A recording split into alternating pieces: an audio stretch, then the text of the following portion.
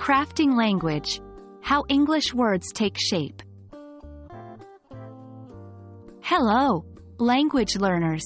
Today, we're embarking on a journey through the fascinating world of word formation in English. Words aren't just arbitrary combinations of letters. They have roots, patterns, and histories that make them what they are today. By understanding these common word formation processes, you can significantly enhance your vocabulary, and the English language might even start to feel a little less daunting. Our first stop is compounding, where we take two existing words and combine them to create a new one. It's a word formation process that's as straightforward as it sounds. Think about firefly, blackboard, or toothpaste. Each word is a combo of two words, and their meanings hint at what the compound means. Next up, we have derivation. In this process, we add prefixes or suffixes to a base or root word to create a new word.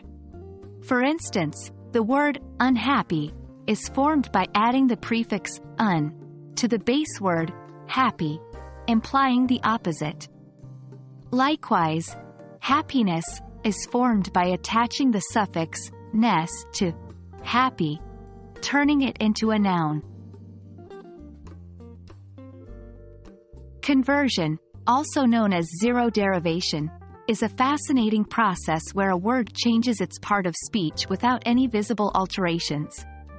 For example, we can text someone by sending them a text. Here, the noun text is converted into the verb text. Clipping happens when we shorten a word but retain its meaning. This process is often a result of colloquial language usage. A classic example is ad, which is a clipped form of advertisement.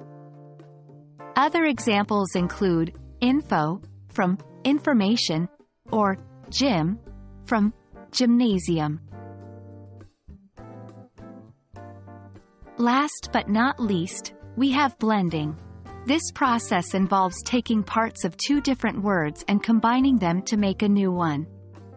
Some fun examples include brunch, a blend of breakfast, and lunch, or smog, a combination of smoke and fog. Understanding how words form isn't just an academic exercise. It's a tool that can unlock the mysteries of English and boost your language skills. We hope this video has been helpful in understanding common word formation processes in English. Remember, language learning is a journey. Keep exploring, keep learning, and keep speaking English. Until next time.